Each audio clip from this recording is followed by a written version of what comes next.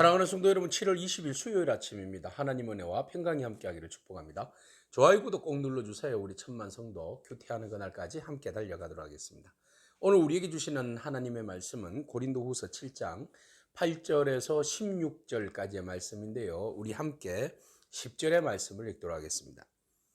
하나님의 뜻대로 하는 근심은 후회할 것이 없는 구원에 이르게 하는 회개를 이루는 것이요, 세상 근심은 사망을 이루는 것이니라. 아멘. 바울이 고린도 교회에 그 눈물의 편지를 썼습니다. 티도 편에 눈물의 편지를 보냈을 때에 그 안에는 상당히 많은 그 바울을 그 변호하는 이야기도 있지만, 또 대부분의 많은 내용들은 바울이 고린도 교회의 그 잘못된 일들에 대해서 책망하는 글들을 적었습니다. 보통 우리 관계를 유지하기 위해서는 쓴소리를 하지 않죠. 그래야 온전한 관계를 유지할 수 있다라고 사람들이 생각하기 때문입니다. 그것은 착각입니다. 잘못을 잘못이라고 지적하지 않는다면 그것은 진정한 그리스도 안에서 사랑이 아니죠. 물론 정죄는 아닙니다. 그리스도 안에서 훈계하고 그리고 잘못을 지적함으로 인하여서 그것을 다시 회개하고 돌이킨다면 그보다도 더 복된 일이 없는 것이지요. 그래서 바울은 고린도 교회가 잘못된 오해와 잘못된 사상들, 잘못된 생각들로 인하여서 온통 바울과의 온전한 관계가 깨어져서 바울이 그것이 잘못된 것을 말하고, 또 그 말함은 정죄함이 아니라 바울과의 온전한 관계를 다시 회복하게 하기 위한 그런 바울의 사랑의 편지였습니다. 눈물의 편지였습니다.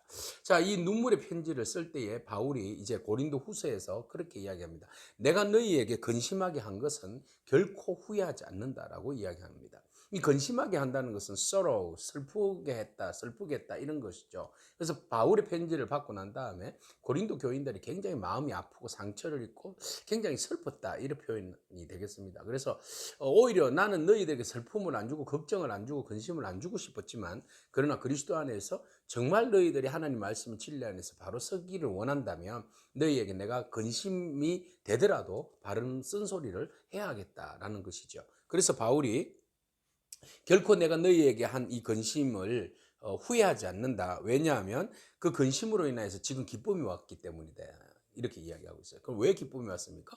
고린도 교회 교인들이 바울의 그 눈물의 편지를 보고 나서 어떤 사람들은 뭐 반기를 든 사람도 있겠죠. 화를 낸 사람도 있겠죠. 그러나 많은 사람들이 바울의 편지를 보고 한참 자기 자신을 돌아보게 된 거죠.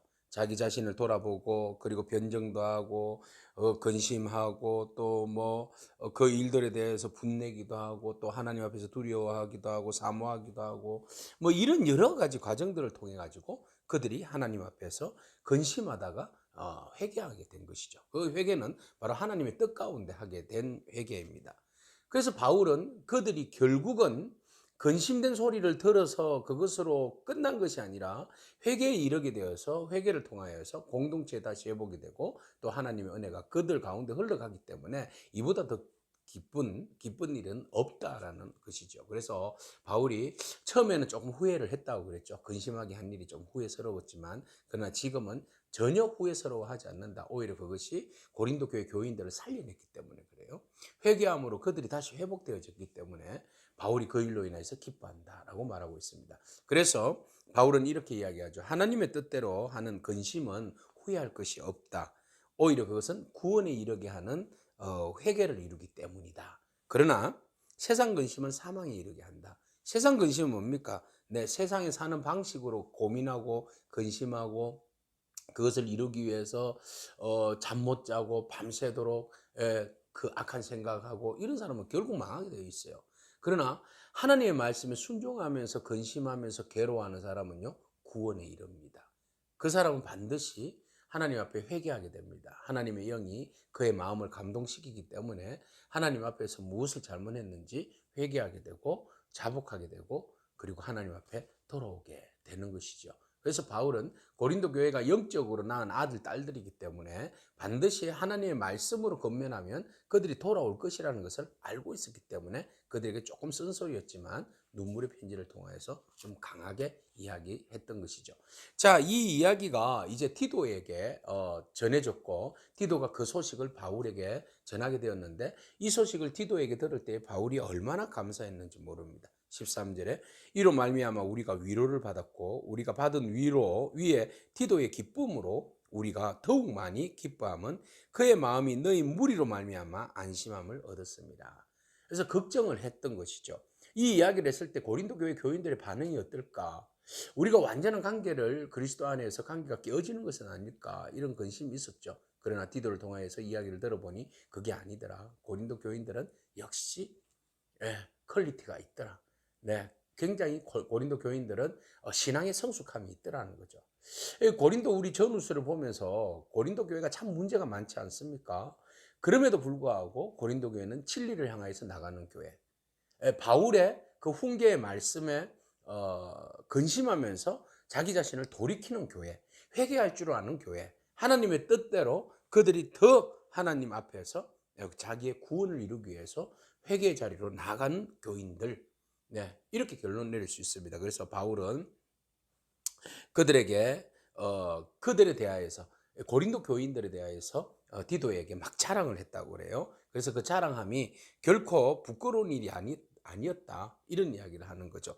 자, 내가 그에게 너희를 위하여 자랑한 것이 있었더라도 부끄럽지 아니하니 우리가 너희에게 이런 말이 다 참된 것 같이 디도 앞에서 우리가 자랑한 것도 참되게 되었도다.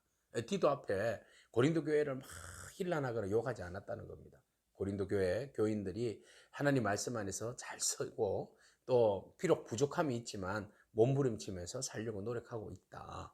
그 이야기를 하고 네가 가서 편지를 전해주면 아마 그 편지를 받고 잘 회개할 것이다. 이렇게 고린도 교인들을 자랑했다는 겁니다. 오늘 우리가 목회자도 그렇고 성도들도 그렇고 우리 공동체 안에 있는 우리 지체들에 대해서 기대하고 또 공동체를 세워주고 축복해주는 그런 마음들이 회복되기를 축복합니다. 그래서 바울은 말합니다. 그가 너희 모든 사람들이 두려움과 떨므로 자기를 영접하여 순종하는 것을 생각하고 너희를 향하여 그의 심정이 더욱 깊었으니 내가 범사에 너희를 신뢰하게 된 것을 기뻐하노라. 범사에 내가 고린도 교인들을 신뢰했는데 그것이 아니나 다를까, 디도에게 아주 그 좋은 영향력으로 너희들이 그것을 드러냈다는 거죠. 너희들이 디도를 잘 영접하고 또 순종하고 했던 이 모든 것들을 내가 살펴보니 정말 내가 너희들을 잘 세웠다. 너희들을 내가 정말 신뢰하기를 잘했다. 그래서 나는 더욱 기쁨이 배가가 되었다. 너무 기쁘다. 이렇게 표현하고 있습니다. 근심으로 시작했다가 기쁨으로 끝나는 바울의 모습을 바라봅니다. 근심을 주었지만 그들이 진정으로 구원을 위한 그 회개로 나아가고 딱 공동체성을 다시 회복하는 그 은혜를 바라볼 때에 고린도 교회는 살아난 것입니다. 사랑하는 성도 여러분, 우리 교회도 살아나야 되지 않겠습니까? 여러분 모든 오해를 접어두고 하나님 앞에서 말씀 앞에서 우리가 다시 하나 되고 회복되는 은혜가 있기를 축복합니다. 함께 기도하겠습니다. 주님 감사합니다. 회개로 이끈 근심이 또 공동체를 신뢰하고 회복되어지는 그런 놀라운 기쁨을 허락하여 주었음을 바라봅니다. 하나님, 우리가 너나 할 것 없이 정죄하는 것이 아니라 우리 스스로를 돌아보아 스스로의 잘못된 점들을 하나님 앞에 회개하게 하시고 회개를 통하여서 또 깨어진 신뢰가 회복되게 하시고 그 깨어진 신뢰가 회복됨으로 인하여 우리가 더욱더 공동체 안에 기쁨이 회복되고 평화가 회복되어지고 하나님 앞에 기쁨의 영광이 올려드려지는 그런 우리 공동체의 삶이 되어질 수 있도록 축복하여 주옵소서. 예수님의 귀하신 이름으로 기도합니다. 아멘. 오늘도 믿음으로 승리하길 축복합니다. 아멘.